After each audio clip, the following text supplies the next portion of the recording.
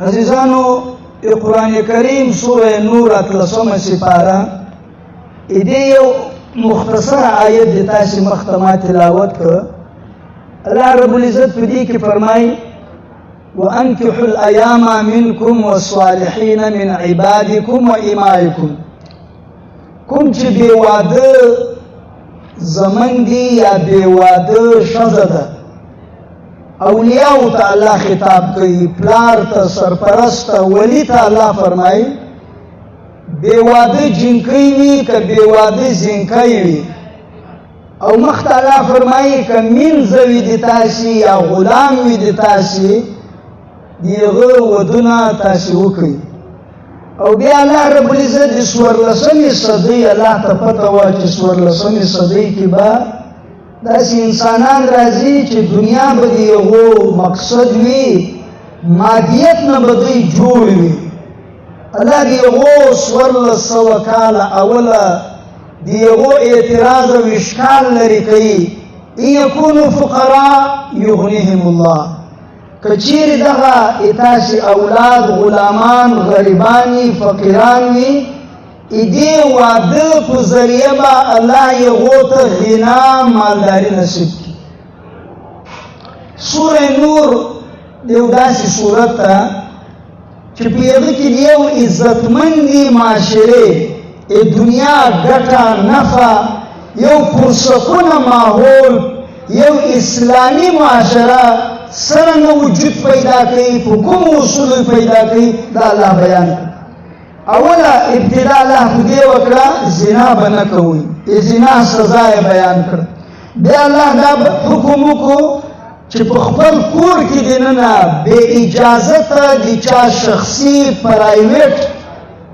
خونی تبا بغیر دی اجازت نہ داخلی زی کہ دیسی اپدا سی حال کی چې نامناسب حال یو د تاسو نظر په ولګي مخت الله بل حکم کو سرو ته شزو ته د خپل نظرو حفاظت وکړي ځکه چې د نظرو حفاظت سره د شرمګاه حفاظت کیږي بیا الله رب العزت فرمایي چې په کور کې دننه پیغله ده جنکی ده ولا يضربن بأرجلهن ولا يبدين زينتهن دا بخبر زینت نشکاری زینت چو سمر مواقع دی جیون دی شیان دی دا بنشکاری او پکور کی چکل دی سونا یو زیور اچولی دا پشب دا سی پزور نوی چی دی زیور بل چاہتا آواز ورسی بل زانتا متوجی پکور پچار دیواری کی دی ننا پیو مسلمانی شریفی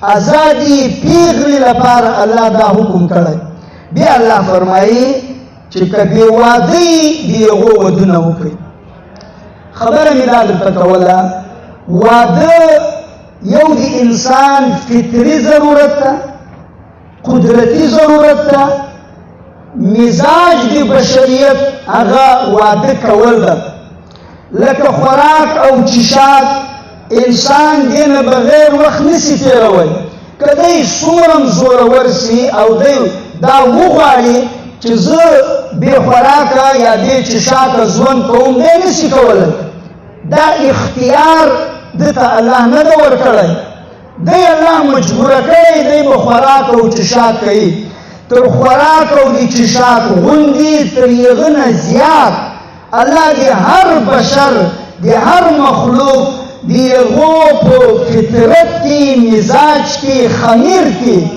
اشجی پا خمیر کی دغا میلان یا شئی سری تبا میلان کئی سری پا خمیر کی میلان یا شئی دی با دی شجی طرف تا میلان کئی پدی کی کا نیک دا کا بد دا کا ملا دا کا عانی دا کا شا دا کا غدا دا کا مالدار دا کا غریب دا لکا ہر سڑی چی خوراک او چشاد تا ضرورت لری دغه رقم ہر سڑی جنسی خواہش جنسی الوجہ اللہ پیدا کرے ایدے دی پرکولو لپارا پر صحیح طریقہ باندې خواہش پرکولو لپارا اللہ نکاح مقرر کرے وما ارسلنا من رسول اللہ رب العزت فرمائے وَلَقَدْ أَرْسَلْنَا رُسُلًا مِّن قَبْلِكَ وَجَعَلْنَا لَهُمْ أَزْوَاجًا وَذُرِّيَّةً د آدم علیه السلام نه راواخله تر امام الانبیاء محمد رسول الله صلی الله علیه وسلم پورې یو نبی یو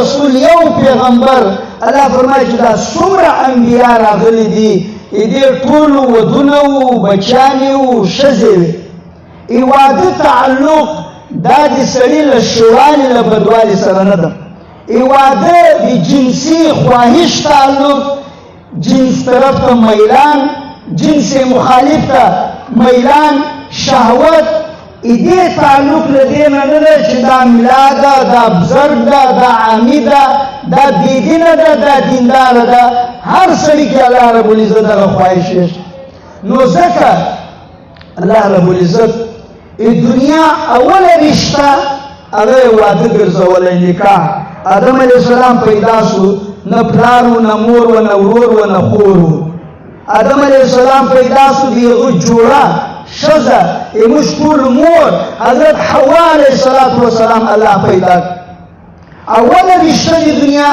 هغه د ښځې او د میړه او یو عبادت چې یو وارې شروع سي دا تر مرګه د مرګ نه بعد قبر نه بعد برزخ او محشر او جنت لکه او کروڑو نه ختمېدو پورې یو عبادت ته په اسلام کې صرف یو عبادت ته لمونځ د سلام دواړو ختم زکات ادا دي که ختم حج د ودي که ختم هر عبادت ابتدا لري انتها لري یو عبادت ته په اسلامي قانون کې اسلامي شریعت کې د نکاح چې یو وارې شروع سي بیا په مرګ بیا د مرګ نه بعد تر جنت پورې دغه یو عبادت روان ده چې کله موږ د عبادت په سترګه ورته وګورو موږ دې ته عبادت ووایو چې دا واقعي عبادت ده نو خبره مې دا درته کوله الله حکم ولیکئ بې واده زینکي جنکۍ نکاح وکړئ دا یو فطري ضرورت یو طبعي یو بشري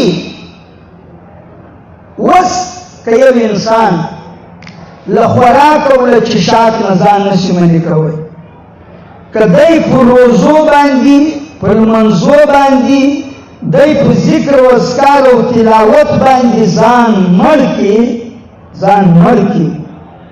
کومه لاره د دې شهوت د پوره کېدو الله ښوولې نکاح دې لارې نه بغیر بله یوه طریقه نه عقلاً شته نه شرعاً شته ځکه د الله رسول فرمایي یا معاشر الشباب من استطاع منکم الباء فلیتزوج کوم سړی چې قدرت لري ځوانانو ته د الله رسول وایي په تاسې کې کوم سړی د نکاح قدرت او طاقت لري هغه دې فوراً واده وکړي ولې فإنه أغض للبصر وأحسن للفرج دا نظرو حفاظت کوي دا د شرمګاه حفاظت کوي ودو سره نظرونه محفوظه کیږي شرمګاه محفوظه کیږي الله رسول فرمایي ترمذي حدیث من ولد له ولد فليحسن اسمه وادبه چاته الله زوی ورک اولاد ورک یو حق دا ده یو شنوم کې جزینکای کچینکای بل ادب دا ده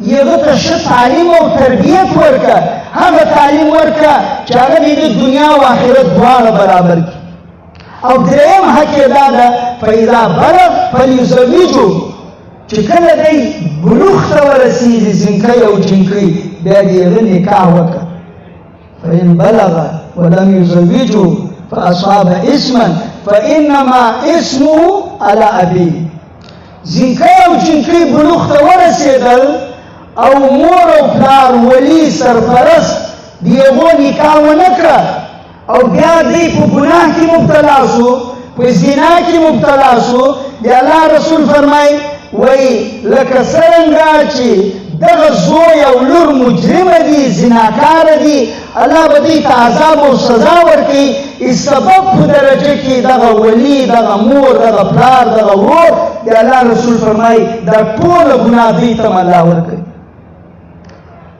او د حضرت عمر رضی الله عنه روایت ده نبی علیه السلام فرمایي مشکات حدیث ده من بلغت ابنته 12 سنه په تورات کې لیکلي مکتوب فی التورات کوم سړي لور 12 کالو ته ورسېده او بیا د هغه نکاح یې ونه کړه او هغه په ګناه کې مبتلا شوه دیغه سزا دیغه عذاب د خپلار ته پیدا کیږي. ترمذی حدیث ده، حضرت عمر رضی الله عنه روایت کړی دی، الله رسول فرمایل اذا خطب الیکم من ترضون دینه وخلقه، رشته درته راغله زوی او دی لور لپاره، ورور او دی خور لپاره، خوی او اخلاق یې برابر دي، دینداره ده، فورا یې واده وکړي، دا رشته منظوره کړي. الا تفعلوه، نه یې منظوروئ، نو بیا دی الله رسول فرمایي بیا به فتنې به و فساد عریض، نو بیا به فتنې او فساد هر کور ته، هر معاشرې ته او هر فرد ته دا فتنه او فساد برسیږي. حضرت علی ته دی الله رسول فرمایي یا علی ثلاث لا تؤخرها، په دریو شیانو کې به جلدي کوې، تاخیر به نه کوې. اوله الصلاة اذا حانت، چې کله د لمانځه وخت راغه فورا دا لمونځ ادا کړه. والجنازة اذا حضرت، جنازه تیاره سوه فورا یې خپل جي ته ورسوه. والایم اذا وجدت لها کفوا، بې واده جنکۍ، بې واده زینکۍ، د هغه د جوړ رشته پیدا سوه فورا د هغه نکاح وکړه. دغه یو څو احادیث د الله رسول موږ ته بیان کړل. ما بار بار دا خبره کوم، زه بار بار دا خبره کوم، نکاح یو فطري شی ده، یو فطرت ته یو مزاج ده. داسې پې اوسو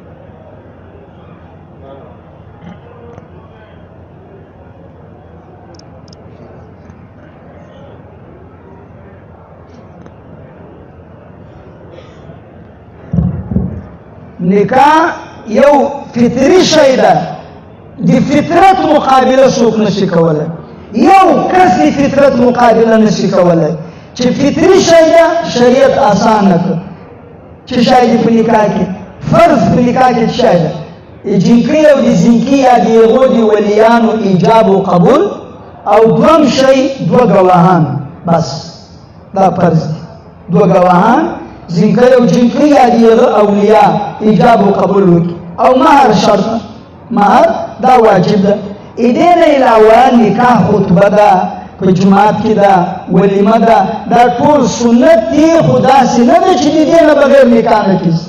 نو یو طرف ته چې دا خبره موږ تسلیموو چې دا یو فطري ضرورت ده، یو قدرتي ضرورت ده، انسان مجبوره ده چې دی به نکاح کوي.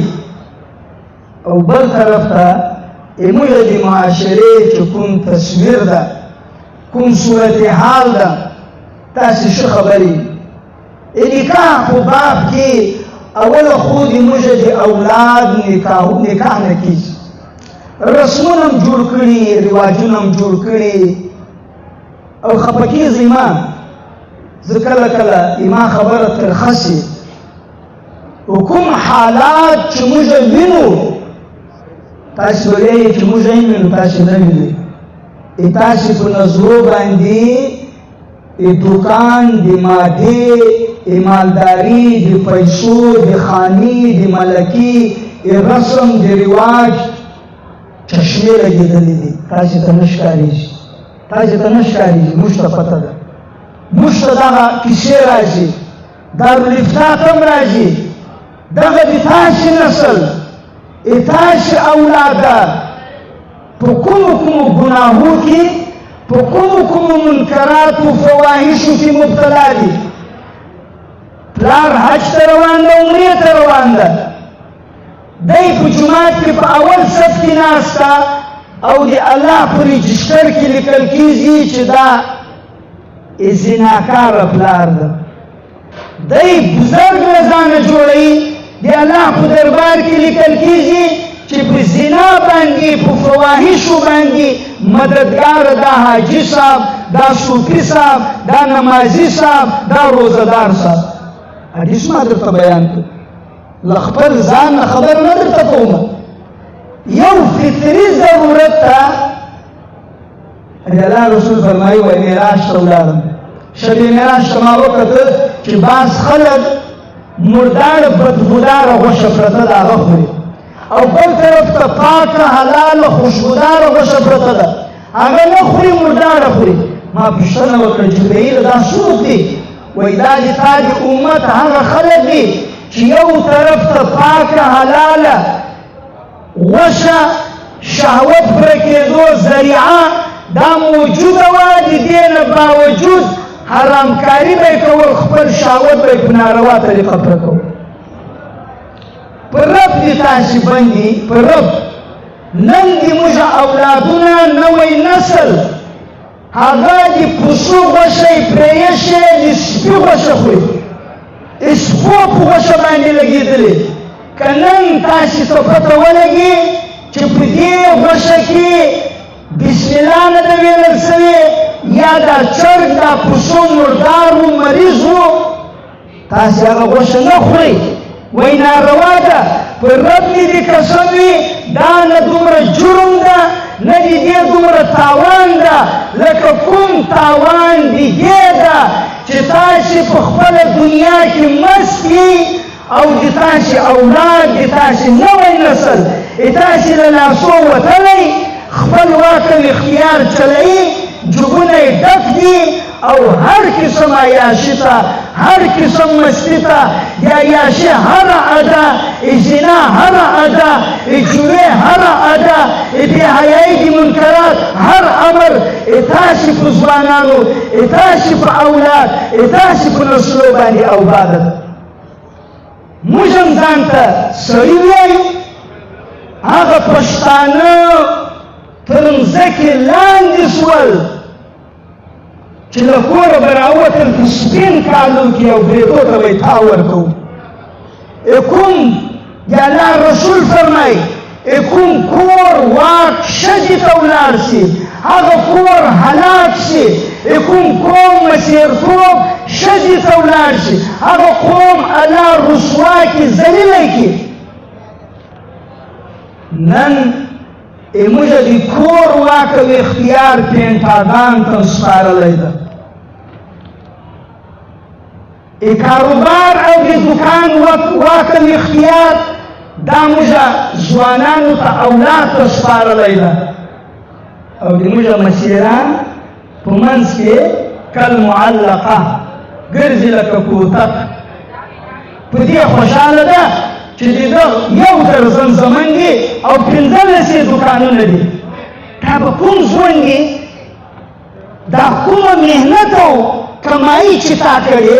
قرآن کې الله درته وایي تا بهترینه سرمایه، بهترینه مال تا نسل ده، تا اولاد ده، تا نسل تا اولاد چې له تا سره وفاداره نه ده، له الله سره وفاداره نه ده، په دې اولاد ته څرنګه فخر کوې؟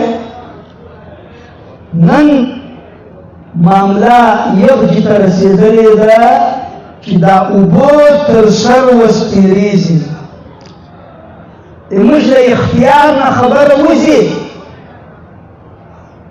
که یو چا ته ډېر شوق وي راشئ ما ته، راشئ زه به هغه خطوط در ښکاره کړم ما ته لیکل شوي دي. هغه د تعفف د عصمت کوشش کولو ځوانان او داسې پیغلې چې خپل عزت او ناموس بچ کول غواړي او د بچ کولو لپاره حلاله لاره نه ورته پیدا کېږي. د هغه سرپرست مور او پلار هغه زنا ته مجبوره کړي دي. راشئ زه در ښکاره کړم. سترګې پټولو سره څه نه کېږي، هېڅ نه کېږي په دې باندې. دې مجرم دې معاشرې د فساد ذمېداره څوک دی؟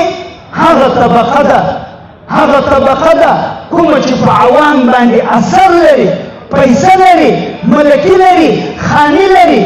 موږ ملا غریب به څه وکړي؟ ملا خو دغه د چغې د درته وایي.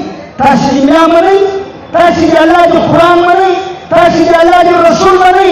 هر مالداره ورځ په ورځ واده ګرانه کړه، ورځ په ورځ یې په رواجو کې ترقي وکړله، غریب کور رنګ شو، غریب لپاره حلاله لاره بنده شوه. دا کوم رسمونه رواجونه چې د مالدار د عیاشي او د پکنیک د مستي سبب او ذریعه ده، د یو غریب د هلاکت بنیاد ده. څوک مني د الله د رسول خبره؟ نن دې اورېدلې د الله د رسول دغه خبرې؟ په کومه خبره باندې مطمئنه یو؟ نو خبره مې دا درته کوله چې کله حلالې لارې بندې شي د شهوت پوره کولو، بیا حرامې لارې خلاصې شي. تاسو ټول خبرې نن سبا نکاح ګرانه، زنا اسانه. نکاح ګرانه، زنا اسانه. په دې موبایل باندې پیدا کیږي، شپېتو کالو والتم پیدا کیږي، کوم ماډل غواړي پیدا کیږي، کالګر پیدا کیږي. نه یې پرې خبر؟ دا هر ځوان په دې خبره باندې خبر ده. ما زوی واده ولې نه ورته کې؟ زوی ته واده ولې نه کې؟ لور ته واده ولې نه؟ ما زوی شریفه ده، ما زوی شریفه ده، ما لور شریفه ده.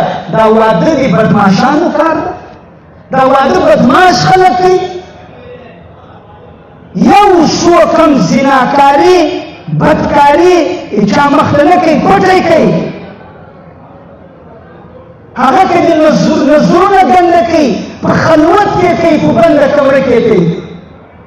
ماډرن دور ده، پیسې دې په جوب کې هر عیاشي، هر عمر کې، په هر ځای کې هر سړي ته پیدا کېږي.